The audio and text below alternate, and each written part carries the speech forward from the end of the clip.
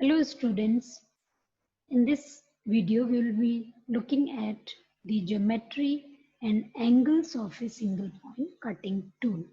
So the subpoints in which we have divided these two topics, first one is geometry and second is angles of single point cutting tool are what is the geometry of single point cutting tool and what are the various angles.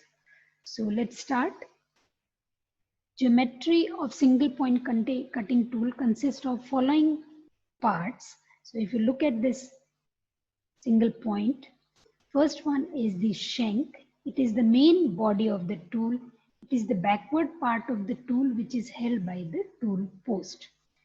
जिस portion से tool post को tool holder hold करता है, ये पीछे वाला portion, it is not in cutting में ये इन्वॉल्व नहीं है, न इसके ऊपर हमने कोई एंगल्स प्रोवाइड किए हैं.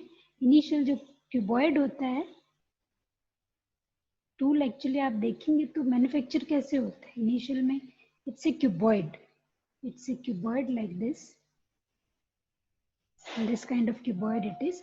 So what we do is, आगे के कुछ पोर्शन में हम एंगल्स देते हैं, एंगल्स कटिंग एज प्रोवाइड करते हैं. फिर बाकी जो एंगल हम देखेंगे अभी, कौन कौन से एंगल्स हम प्रोवाइड करते हैं, वो एंगल्स प्रोवाइड करते हैं. और पीछे का जो पोर्शन है इट इज अनटच्ड. इसको हम मशीन नहीं करते हैं, कोई एंगल नहीं देते.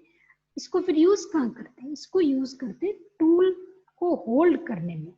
टूल होल्डर में जब हम टूल लगाएंगे तो यहाँ से लगाएंगे, इस पोर्शन से लगाएंगे. So this portion which is untouched, which is used to hold the tool, is known as tool shank. Second part is flank. What is flank? It is the vertical surface adjacent to the cutting edge. So cutting edge, if you look at this single point cutting tool, there are two cutting edges. Generally दो होती, your side cutting edge here and the end cutting edge. So एक cutting edge के connection में जो ये surface है, ये जो सरफेस है vertical surface adjacent to the cutting edge. So ये जो सरफेस है या ये कटिंग एज के लिए इधर वाला surface, this surface, they are known as flank of the cutting. अब ये फ्लैंक क्योंकि दो है, देखिए दो कटिंग एज है, एज आई सेड कि दो कटिंग एज है, side cutting edge and end cutting edge, so we have two flanks.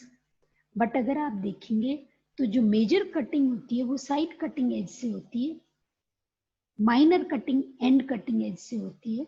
So because it is the major cutting edge, this flank is known as major flank. Because this is the minor cutting edge, the flank below this cutting edge is known as minor flank. So flank adjacent to cutting edge जो surface है उसको flank बोलते हैं. Flank दो होते हैं, एक side flank या मेजर फ्लैंक, दूसरा एंड फ्लैंक या माइनर फ्लैंक.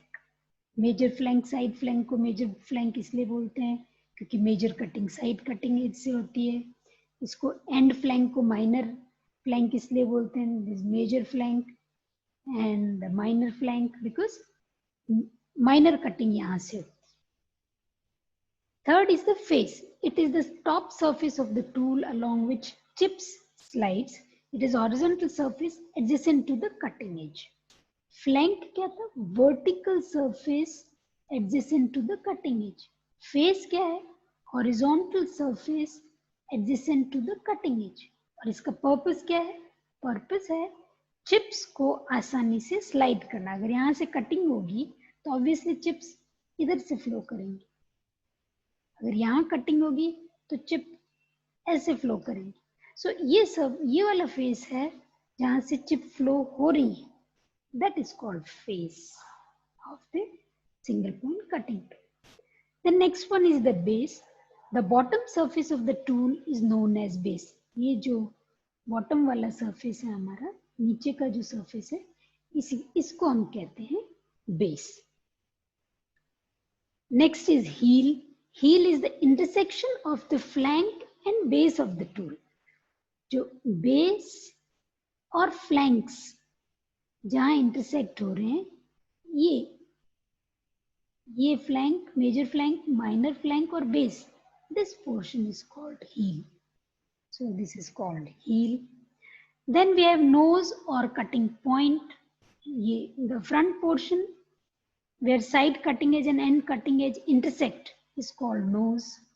So ये side cutting edge, ये end cutting edge, and they are intersecting here. Now change the color. So side cutting edge इधर से आ रही है, end cutting edge इधर से आ रही है. So ये वाला portion is the nose of the. And then we have cutting edge. I have already said there are two cutting edges, एक side cutting edge और एक end cutting edge. So all these are the parts of single point cutting tool, and when you include all the parts together, it is known as geometry of single point cutting tool. Next, let's come to the various tool angles. Various tool angles we are talking about, which are provided on the cutting tool. क्या हम इससे काट सकते हैं? नहीं काट सकते ऐसे से, क्योंकि आप ये देखिए कितना ब्लंट है, बिल्कुल ब्लंट है ये, और इस पीस से हम नहीं काट सकते. हमें यहाँ से थोड़ा शार्प करना पड़ेगा, किसी तरीके से हमें यहाँ से इसको शार्प करना पड़ेगा, तब हम काट पाएंगे. पिछले वीडियो में हमने पढ़े थे दो एंगल, रेक एंगल और क्लियरेंस एंगल. क्यों प्रोवाइड करते हैं रेक एंगल? रेक एंगल हम प्रोवाइड करते हैं सो चिप आसानी से फ्लो करे, चिप फ्लो है वो आसानी से हो, इसके लिए हम रेक एंगल प्रोवाइड करते हैं. सो अगर कटिंग आपको करनी है तो हमें सबसे पहले जो एक एंगल प्रोवाइड करना पड़ेगा, दैट इज पहला एंगल जो हमें प्रोवाइड करना पड़ेगा, दैट इज रेक एंगल. क्यों? ये क्या करेगा? ये मदद करेगा चिप को फ्लो कराने में, रेक एंगल. दूसरा जो एंगल हमने पढ़ा था वो क्लियरेंस एंगल था, और उसका क्या पर्पस था? उसका पर्पस था कि मशीन सरफेस आपने मशीन कर दिया, नया मशीन सरफेस है, उसके ऊपर से आप रबिंग करा रहे हो टूल की, तो मशीन सरफेस खराब हो जाएगा. तो उसके लिए हमें क्या प्रोवाइड करना पड़ेगा? हमें प्रोवाइड करने पड़ेगा क्लियरेंस एंगल, एक उसके ऊपर क्लियरेंस एंगल प्रोवाइड करना पड़ेगा. तीसरा क्या है भाई? कटिंग एज तो बनानी पड़ेगी, यानी कटिंग एज सबसे पहले हम बनाएंगे, फिर हम ये एंगल, रेक एंगल और क्लियरेंस एंगल प्रोवाइड करेंगे. सो कटिंग एज एंगल,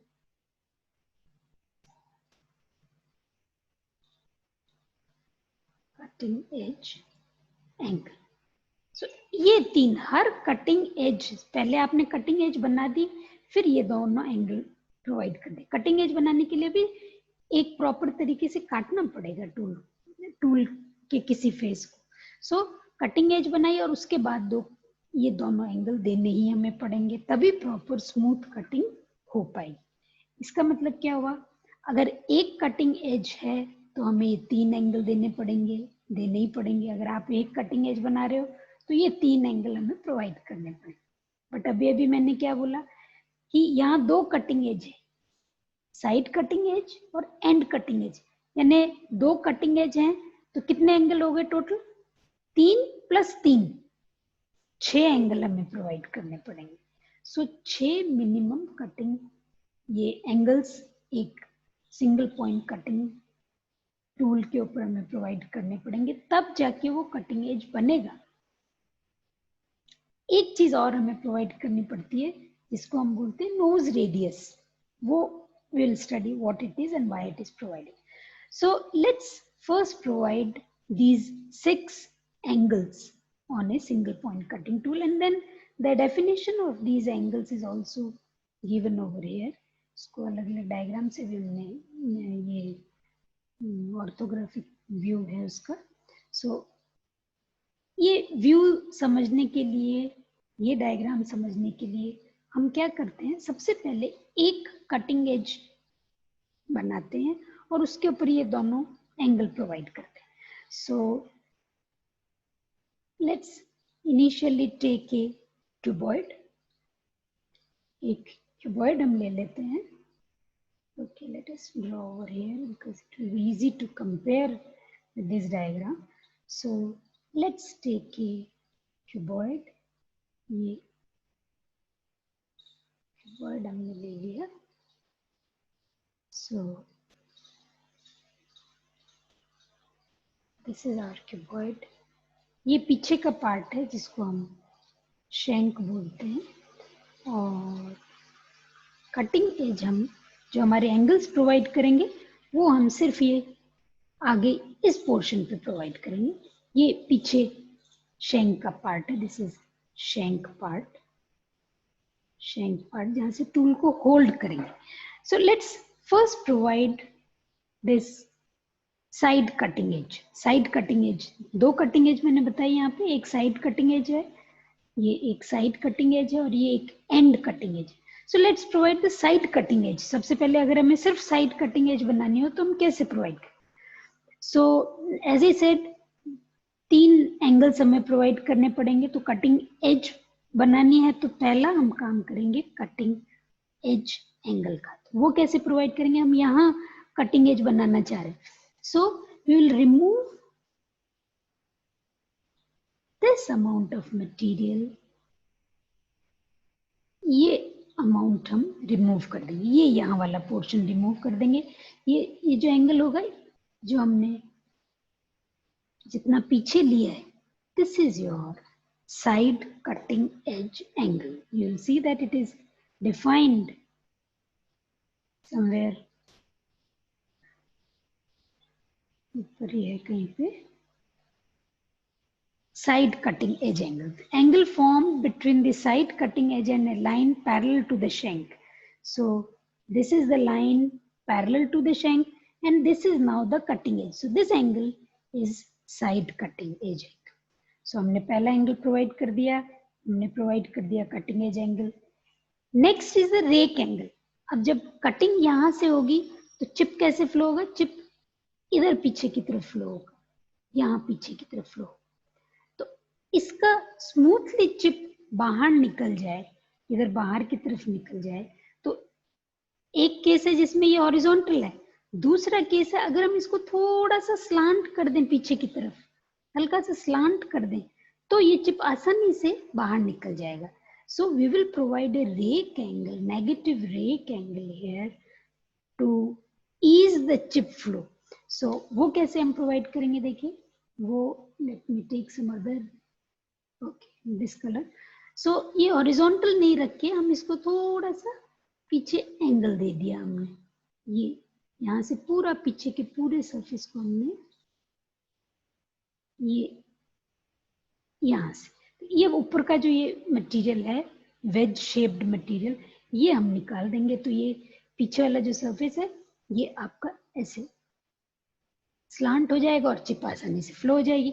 तो this is known as side rake angle, क्योंकि हमने साइड कटिंग एज पे रेक एंगल दिया है. और एंगल मेजर करना चाहो तो वो कैसे होगा? ये यहाँ से हो जाएगा. This angle is the side rake angle. और इसकी डेफिनेशन भी हम देख लेते हैं, डिफाइन कैसे किया है. Side rake angle, the angle form between the tool face and a line perpendicular to the shank is called side rake angle. So let's see how it is. So face, this will be the face later on, and this is the line perpendicular to the shank. So this angle is your side rake angle. Next, तो हमने 2 angle provide कर दिए, एक cutting edge angle दे दिया, rake angle भी दे दिया. अब हमारा बचा क्लियरेंस एंगल. क्लियरेंस एंगल क्यों देना पड़ेगा? देखिए, हाँ कटिंग इस एज से हो रही है, लेकिन इसके नीचे का जो सरफेस है ये कंटिन्यूअसली मशीन सरफेस के कांटेक्ट में रहेगा, उससे रबिंग करता रहेगा, हीट जनरेट करेगा. जो फ्रेशली कट मशीन सरफेस है, it will distort that, it will deteriorate the machining. So what should we do? ये जो पूरा सरफेस है ये कांटेक्ट में ना आए तो हम क्या करें? इसको थोड़ा सा पीछे, यहाँ से पीछे स्लांट कर दें, इस तरीके से पीछे स्लांट कर दें. तो ये पूरा सरफेस कटिंग उसके कांटेक्ट में नहीं आएगा, सिर्फ कटिंग एज जो है this will only be in contact with the job, and rest of the material which is lower adjacent to this cutting edge, it will be away from the cutting, from the machine surface. So then how shall we provide? Let me take some other color ये वाला ले लेते हैं. So ये आपका horizontal surface की हम बात करें जो कि लगातार कटिंग एज के साथ साथ जॉब के कांटेक्ट में रहेगा. तो उसको हम थोड़ा सा यहाँ से पीछे स्लांट कर देते हैं. यहाँ से भी थोड़ा पीछे ले लेते हैं इसको. और ये देखिए, अब इस सरफेस को हमने पीछे ले लिया तो अब सिर्फ कटिंग एज कांटेक्ट में रहेगी जॉब के, बाकी सारा सरफेस पीछे कर लिया. So this one is known as end clearance side, because we are giving it to the side cutting edge. So this is called side clearance angle. So let's see what is the definition of side clearance angle. Let us look at the side clearance, side relief or side, as I said earlier also in my earlier video, clearance angle is also known as relief angle. So it is the angle formed between the major flank surface and the plane normal to the base of the tool, normal to the base. So this is the base and this is the normal. Initially it was normal and now this is the flank. So this angle is your side clearance angle. This is how. तो ये तीनों angle हमने provide कर दिए. क्यों? क्योंकि हमें side में कटिंग एज चाहिए थी, इसलिए हमें ये तीन एंगल प्रोवाइड करने पड़े. Now quickly I'll tell you, if you want end cutting edge, then how we will provide all these three angles. So again let's take a cuboid, because दोनों एक पे ही काटेंगे तो थोड़ा सा अंडरस्टैंड करने में मुश्किल होगा. So I am taking different, though they are cut on the same piece, actual में practically same piece पे तीन एंगल साइड कटिंग एज के हो गए और तीन ही एंगल एंड कटिंग एज के प्रोवाइड किए जाते हैं, पर यही दिखाएंगे तो थोड़ा कम्बरसम हो जाएगा. सो ये आगे का पोर्शन है जहाँ पे हमें, this is the shank part, यहाँ हम नहीं छिड़ेंगे हम. अब ये यहाँ एंड में एक कटिंग एज चाह रहे हैं. So what shall we do? सबसे पहला काम होगा, कटिंग एज चाहिए तो कटिंग एज एंगल देना पड़ेगा. So instead of side cutting edge angle, now we will provide end cutting edge angle. And cutting edge कैसे दोगे? ये कटिंग एज चाहिए तो हम क्या करेंगे, इसको थोड़ा यहाँ से स्लांट करेंगे तो ये हमारी कटिंग एज बन गई. यहाँ से आप ये पूरा मटेरियल तो यहाँ से भी रिमूव हो जाएगा और ये मटेरियल, ये आगे वाला वेज शेप मटेरियल रिमूव हो जाएगा. तो अब आपके पास जो सरफेस बचा है वो ये सरफेस हमारे पास बचा है, ये वाला सरफेस. आगे जो सरफेस है वो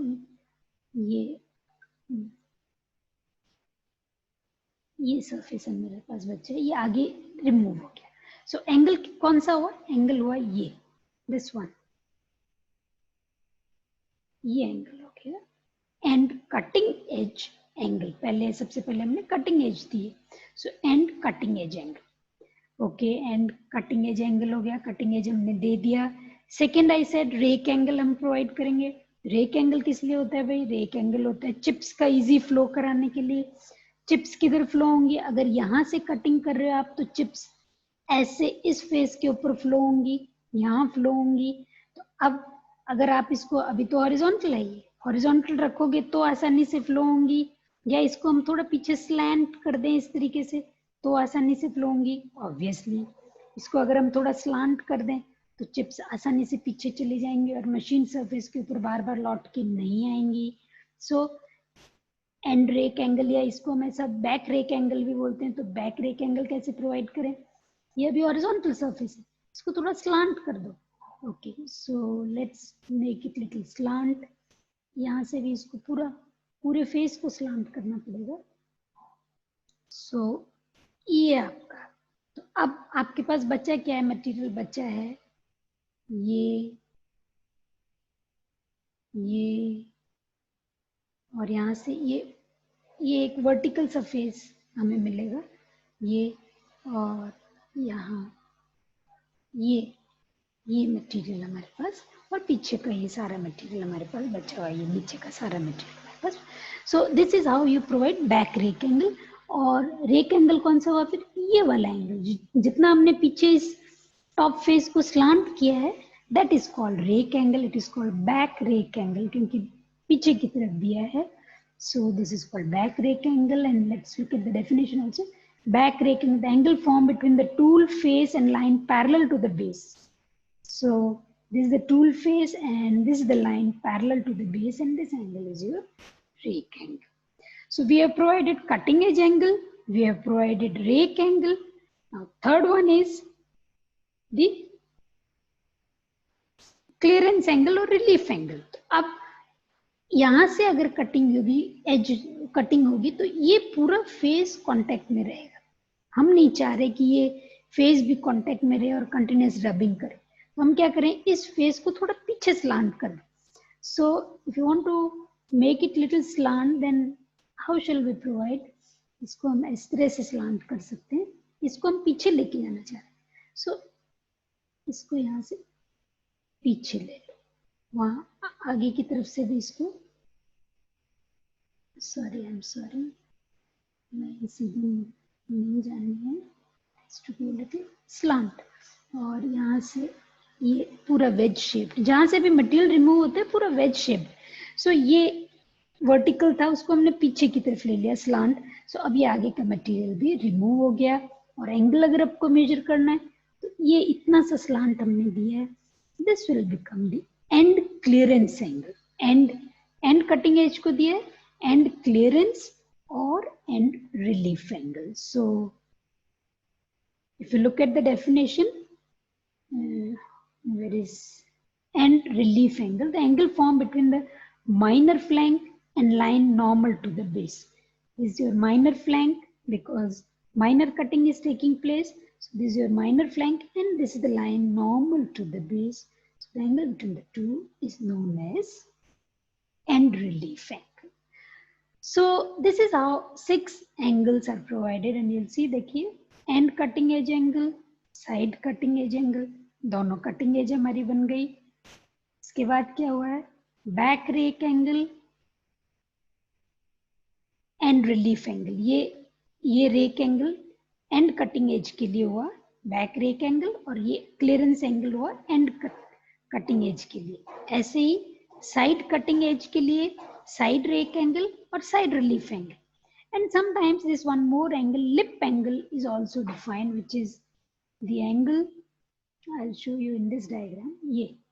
This is the lip angle, जो मटेरियल बच गया वहां पे, वो जो एंगल है, दोनों फेसेस जो है, यहाँ नीचे वाला और ऊपर वाला फेस, ये वर्टिकल फेस, फ्लैंक, और ये इनके बीच में जो एंगल है, that is the lip angle. So ये आप देखेंगे तो ये देखिए, जो this the top part of the top view of the orthographic diagram. So यहाँ पे आपकी दोनों कटिंग एज एंगल दिखाई दे रही है, side cutting edge end cutting edge. Then if you look from the side, अगर यहाँ से इस तरफ से आप देखेंगे इसको इधर से देखेंगे तो आपको ये दोनों एंगल, साइड रेक एंगल, ऊपर वाला जो सरफेस हमने स्लांट किया पीछे की तरफ, साइड रेक एंगल, और यहाँ पे ये इसको क्लियर किया था यहाँ साइड रिलीफ एंगल के लिए, ये वाला ये एंगल, ये देखिए यहाँ से एक तो ये दिखाई देगा और एक ये एंगल दिखाई देगा। सो ये दोनों यहाँ दिख रहे हैं आपको, साइड रेक एंगल और यहाँ से side relief angle. And then if you look at the elevation, यानी इधर से अगर आप देखेंगे तो आपको कौन कौन से एंगल दिखेंगे, then will be looking at, will see the back rake angle and this and clearance angle और and relief angle will see. And lastly ये यहाँ से आप इधर से एक एज काट रहे हैं, इधर से एक एज काट रहे हैं, तो you will have a sharp point. This we don't want, because इसकी बहुत ज्यादा चांसेस हैं कि ये शार्प पॉइंट शेयर ऑफ होके टूल की शेप बिगाड़ देगा. So instead of it getting sheared off, we only just grind it. इसको थोड़ा सा कर्व दे देते हैं, which is known as nose radius. So little, only this radius of this curve is say 1 mm, 2 mm, 1 mm. Is of this small radius is provided, 2 mm, that kind of small radius is provided, just to avoid this sharp edge. Otherwise it may take away the some amount of material from tool itself. So that's the last part which is provided, which is given on the single point cutting tool. So this ends the geometry of the single point cutting tool and various 6 angles plus nose radius. Why each angle is provided, that has also been explained in this video, and why nose radius has been provided and how they are provided. एक step by step हम बढ़े हैं कि कैसे angles, एक angle provide होता है, कैसे नोज रेडियस प्रोवाइड होता है और क्यों प्रोवाइड होता है, उसका पर्पस क्या है. Everything we have discussed in this video. So we stop here. Thank you for listening.